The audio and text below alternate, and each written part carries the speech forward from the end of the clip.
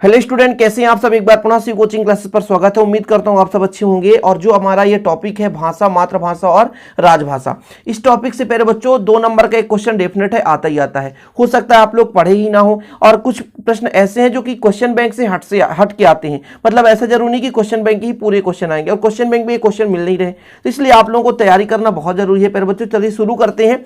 यहाँ पर हम एक बार थोड़ा आपको समझाने की कोशिश करेंगे कम समय में। देखिएगा, जैसे भाषा की परिभाषा है, तो भाषा का मतलब ये होता है कि समान बोलचाल, हम जिसके माध्यम से एक दूसरे की बातों को समझ पाते हैं या एक दूसरे को समझा पाते हैं, तो हमारा क्या है, भाषा। मतलब आचार विचार व्यक्त करने या आदान प्रदान करने का एक माध्यम भाषा है। ठीक है, क्लियर है, इतना समझ में आया। अर्थात जो हम बोल रहे हैं, जो सुन रहे हैं, एक दूसरे को आदान प्रदान कर रहे हैं, जिसके माध्यम से कर रहे हैं, उस समष्टि को हम भाषा कहते हैं। भाषा शब्द की उत्पत्ति भाष क्रिया से हुई है, जिसका अर्थ बोलना या कहना होता है। जिन ध्वनियों द्वारा मनुष्य परस्पर विचार विनिमय करता है, उसकी समष्टि को हम भाषा कहते हैं। अर्थात एक दूसरे को हम अपनी बातों को समझा पाते हैं या एक दूसरे की बातों को समझ पाते हैं, तो किस विनिमय के कारण, मतलब किस समष्टि के कारण इसको हम समझ पाते हैं, उसी समष्टि को कहते हैं भाषा। क्लियर है। राजभाषा किसे कहते हैं? राष्ट्रभाषा से वह किन अर्थों से भिन्न है। राजभाषा और राष्ट्रभाषा में अंतर भी पढ़ेंगे अभी आगे। तो राजभाषा अर्थात सरकारी कामकाज की भाषा, भारतीय संघ की भाषा को अंग्रेजी में ऑफिशियल लैंग्वेज कहते हैं। भारत का संविधान बनाते समय हिंदी को राजभाषा माना गया है। हिंदी 7 राज्यों में राजभाषा के रूप में प्रयोग की जाती है। राजभाषा किसे कहते हैं? ऐसे भाषा जिसका हम सरकारी कामकाज के लिए प्रयोग में लाते हैं, उसे राजभाषा कहते हैं। Doubt clear? राजभाषा किसे कहते हैं? ऐसी भाषा जिसका हम उपयोग सरकारी कामकाज के प्रयोग के लिए करते हैं, उसे हम राजभाषा कहते हैं। क्लियर? इतना समझ में आ गया। राजभाषा की विशेषताएं बताओ। तो राजभाषा भैया आपको पता है सरकारी कामकाज के लिए किया जाता है। ये सर्वमान्य होता है, सभी जगह मान्य होता है। अर्थात जहां भी, जैसे मान लीजिए मध्य प्रदेश में सरकारी कामकाज के लिए राजभाषा हिंदी का प्रयोग करेंगे, तो प्रत्येक जिलों पर क्या होगा, मान्य होगा। और देख सकते हैं यहां पर कार्य के निर्णय, शिक्षा का माध्यम, रेडियो, दूरदर्शन, राजभाषा का ही प्रयोग होता है। भारत के संविधान में हिंदी को राजभाषा माना गया है। राजभाषा की विशेषताएं हैं। राजभाषा का मतलब ऐसी भाषा जिसका प्रयोग हम सरकारी कामकाज के लिए करते हैं। याद हो गया। भाषा किसे कहते हैं? हम एक दूसरे के मतलब विचारों को समझ पाते हैं, जिस विनिमय के कारण या जिस समष्टि के कारण समझते हैं, उसे क्या कहते हैं, भाषा कहते हैं। राजभाषा किसे कहते हैं पहले बच्चों? तो जिस भाषा की सहायता से हम सरकारी कामकाज करते हैं, उसे हम राजभाषा कहते हैं। राजभाषा की विशेषता पूछा गया, तो राजभाषा प्यारे बच्चों सरकारी कामकाज के लिए प्रयोग किया जाता है। सरकारी कामकाज के साथ साथ उस क्षेत्र में, जैसे रेडियो, दूरदर्शन हो गया, शिक्षा का माध्यम हो गया, विभिन्न प्रकार की कार्य प्रणाली उसी माध्यम से करते हैं। भारत के संविधान की जो राजभाषा है वो हिंदी माना गया है। ठीक है। राष्ट्रभाषा से आप क्या समझते हो? जब कोई भाषा विकसित होकर इतना महत्व प्राप्त कर लेती है कि उसका प्रयोग पूरे राष्ट्र या अन्य भाषा क्षेत्रों में सार्वजनिक रूप से होने लगता है, उसे राष्ट्रभाषा कहते हैं। राष्ट्र यानी देश, पूरे देश में समझे जाने वाला भाषा, मतलब पूरे देश में बोले जाने वाला भाषा, सभी लोग उसको समझ जाएं, उसका विस्तृत रूप। अर्थात जैसे हम पहले छोटे से क्षेत्र में किसी बोली का प्रयोग करते हैं, जैसे बुंदेलखंड, बघेलखंड है ना, निमाड़ी हो गया, बुंदेली हो गया, तो ये छोटे से क्षेत्र का एक भाषा हो गया। लेकिन पहले बच्चों ये पहले बोली कहलाया, क्योंकि ये छोटे से क्षेत्र का है। लेकिन इसी का जब विस्तृत रूप हो जाए, मध्य प्रदेश, बिहार, राजस्थान, झारखंड, केरल, हर जगह इसको बोला जाने लगे, तो इसे हम क्या बोल देंगे, राष्ट्रभाषा। जैसे प्यारे बच्चों हिंदी भी हमारा एक राष्ट्रभाषा है, क्योंकि ये संविधान में भी निर्मित और संविधान में लिखित है। साथ में ये विस्तृत रूप से, व्यापक रूप से व्याप्त है, मतलब कई राज्यों में इसको बोला जाता है, इसलिए राष्ट्रभाषा हिंदी को माना गया है। क्लियर? राष्ट्रभाषा की विशेषताएं आपको पता है कि राष्ट्रभाषा भी क्या होगा, विस्तृत क्षेत्र में होगा। राष्ट्रभाषा की संस्कृत, इतिहास और साहित्य की प्रेरणा होती है। अर्थात राष्ट्रभाषा के आधार पर पुरानी कहानियों को भी पता लगाया जा सकता है। जैसे हिंदी के माध्यम से आप बहुत ज्यादा इतिहास देखते हैं पर बच्चों। हालांकि इंग्लिश पूरे हर जगह व्याप्त नहीं है, इसलिए इंग्लिश को राष्ट्रभाषा नहीं कहा गया है। यह राष्ट्र के संपर्क की भाषा होती है और जनजीवन को प्रभावित करती है। मतलब आप अपने जीवन में जिस भाषा का ज्यादातर प्रयोग करते हैं, उसे राष्ट्रभाषा कहते हैं। इससे राजनीतिक संरक्षण प्राप्त होता है, इसका अपना साहित्य होता है। यह शिक्षा, प्रशासन और जनसंपर्क में निर्विवाद भाषा होती है। शिक्षा संपर्क मतलब शिक्षा एक दूसरे को देना है, तो इस भाषा की सहायता से दे सकते हैं। और यहाँ पर जनसंपर्क यानी लोगों को, जैसे मान लीजिए कहीं पे बोध करना है, कोई भी व्यक्ति है, किसी विषय पर आप उनको समझाना चाहते हैं, तो फिर आप एक निश्चित भाषा का प्रयोग करेंगे जिससे वो समझ सकें, उसे हम कहेंगे राष्ट्रभाषा। राष्ट्रभाषा की विशेषता बिल्कुल फटाफट एक बार और देखो, इनको समझ लो, बाकी आपको बिल्कुल रटना नहीं है, ना आपको परेशान होना है, बस इस वीडियो को देखकर चले जाना है, बस बाकी आप अपनी भाषा में लिख लोगे। तो एक बार फिर से राष्ट्रभाषा की विशेषता यदि हम बात करें, तो राष्ट्रभाषा का एक साहित्य होता है, अपना साहित्य होता है खुद का। ठीक है। राष्ट्रभाषा का विस्तृत रूप होता है और संविधान से मान्यता प्राप्त होती है। इससे राजनीतिक संरक्षण भी प्राप्त होता है।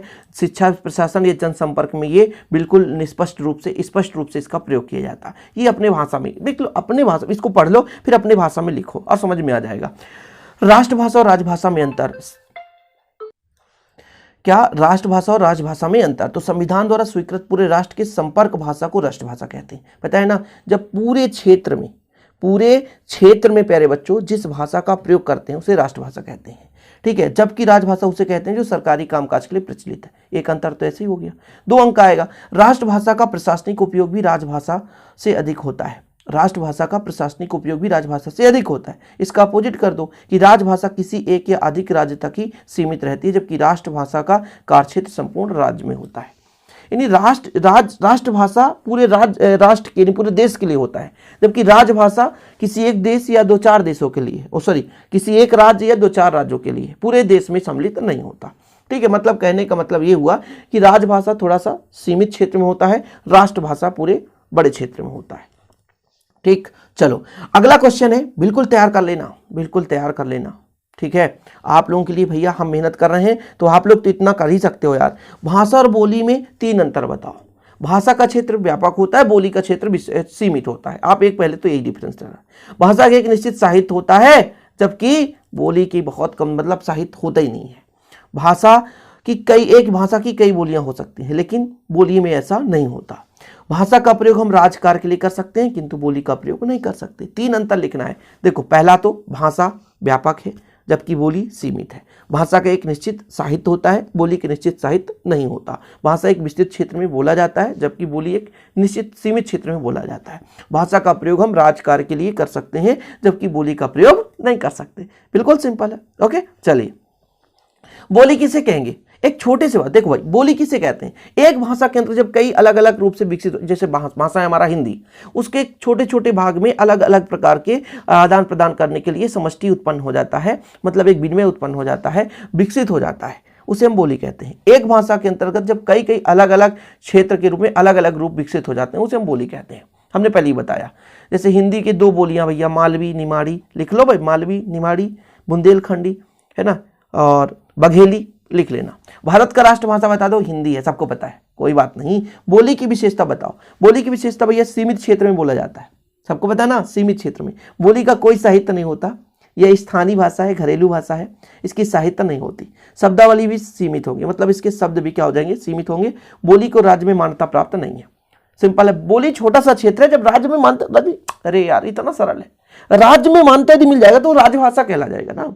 तो बोली एक छोटा सा क्षेत्र का भाषा है, इसमें कोई साहित्य नहीं है। मनमाना अपने ढंग से बात को इधर उधर टेढ़ा मेढ़ा करके बोलते रहो, बात को टेढ़ा मेढ़ा करके बोलते रहो, कोई साहित्य नहीं, कोई ग्रामर नहीं, कोई व्याकरण नहीं, कोई साहित्य नहीं, बिल्कुल छोटे क्षेत्र में बोला है। शब्दावली ज्यादा ही नहीं है। आप कुछ अपनी भाषा में दूसरे को, मैं भी अपनी भाषा में बोलने लग जाऊं तो आपको समझ में नहीं आया, शुद्ध हिंदी का बात कर रहा हूं आपसे, ठीक है, समझ में आया। चलिए, विभाषा किसे कहते हैं? किन्हीं 2 विभाषाओं का नाम लिखिए। अरे इतना खास नहीं है, लेकिन थोड़ा पढ़ लो। बोली का कुछ अधिक विकसित रूप, जैसे बोली एक छोटे क्षेत्र में थोड़ा सा और उसका विकसित रूप हो गया तो विभाषा कहलाता है, जैसे ब्रज भाषा और अवधी भाषा, आपने पढ़ा है। ये क्वेश्चन बहुत मोस्ट है, 10, 14, 15 ये आया था। मातृभाषा किसे कहते हैं? इसकी विशेषता लिखिए। वह बोली या भाषा जो बच्चे को जन्म से ही माता के मुख से सुनाई पड़ती है, जिसे घर परिवार में बोली जाती है या भाषा बोली जाती है, उसे हम मातृभाषा कहते हैं। बंगाली, मराठी, गुजराती, निमाड़ी, ठीक है, उड़िया, मलयालम और आपका हो जाएगा कन्नड़, ठीक है, और बहुत सारे हैं, 22 मातृभाषाएं। तो यहां पर प्यारे बच्चों कहने का मतलब मातृभाषा मम्मी के द्वारा सुनी गई भाषा, बचपन से जो हम भाषा सुन रहे हैं उस, देखो जैसे इंग्लिश, जैसे मान लीजिए केरल के आप हो तो केरल में इंग्लिश बच्चा ही शुरू से ही बोलता है। नारियल को कोकोनट ही बोलेगा, वो नहीं जानेगा ये नारियल है, समझ रहे हो ना। तो यार उनका इंग्लिश बचपन से मातृभाषा हो गया ना वो, और हम हिंदी सुनते आ रहे हैं तो हमारी मातृभाषा हिंदी है। तो वह बोली या भाषा जो बच्चा जन्म से माता के मुख से सुनता है, घर परिवार में वही भाषा या बोला जाता है भैया, तो वो हमारा मातृभाषा कहलाता है। मातृभाषा का मतलब विशेषता देखिए, मातृभाषा को संविधान में स्थान प्राप्त है। प्रायः सभी भाषाओं की साहित्य की रचना की गई है।